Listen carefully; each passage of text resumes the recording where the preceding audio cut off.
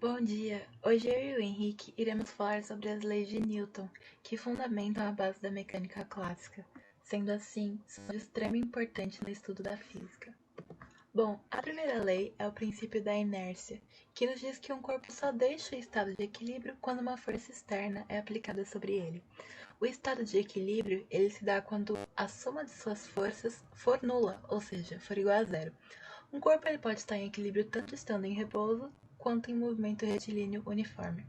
A partir dessa lei, a gente também conclui que quanto maior a massa de um corpo, maior será sua inércia, ou seja, maior será a força necessária para alterar o estado de movimento daquele corpo.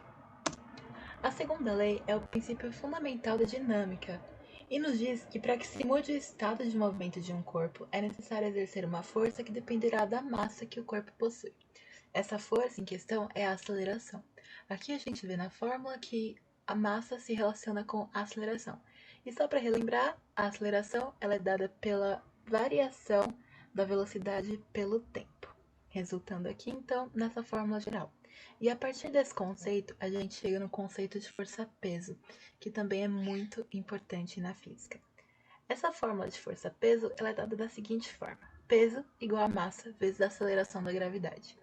Bom, referente a isso, eu trouxe aqui um exemplo para nos ajudar a entender melhor. Ele diz que um corpo de massa 20 kg no planeta Terra, onde a aceleração da gravidade é 9,8 metros por segundo ao quadrado, possui o seguinte peso: 196 newtons, que no caso seria a relação de 20 vezes 9,8. Bom, o mesmo corpo em Marte, também com 20 kg, né? É o mesmo corpo. A aceleração gravitacional em Marte é 3,7. Logo, o peso é 74. Dessa forma, a gente conclui que massa e peso não são a mesma coisa. Apesar do nosso cotidiano a gente confundir as duas palavras, na física elas têm significados bem diferentes. E por fim, a gente chega na lei de ação e reação. Essa lei nos diz que para toda ação haverá uma reação no sentido oposto e de mesma intensidade.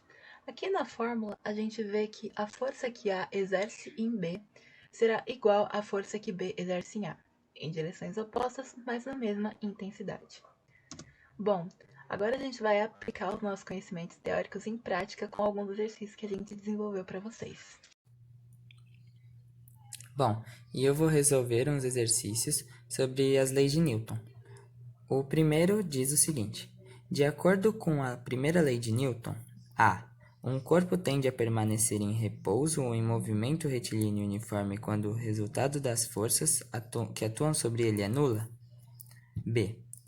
Um corpo permanece em movimento apenas enquanto houver uma força atuando sobre ele. C. A resultante das forças que atuam sobre um corpo é igual a zero. Esse corpo somente pode estar em repouso. D.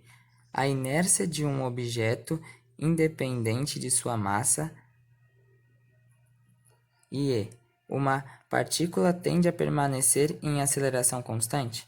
A alternativa correta é a pelo fato de que a primeira lei de Newton diz que um objeto tende a estar em seu estado natural, em movimento retilíneo uniforme ou em repouso, até que uma força haja sobre ele, que não seja nula. E é o que a diz. A 2 já é um exercício sobre cálculos. E ele diz o seguinte: aplica-se uma força de 20 newtons a um corpo de massa m. O corpo desloca-se em linha reta com velocidade que aumenta 10 metros por segundo a cada 2 segundos. Qual o valor em quilos da massa? Bom, para fazer esse cálculo, você precisa primeiro descobrir a aceleração.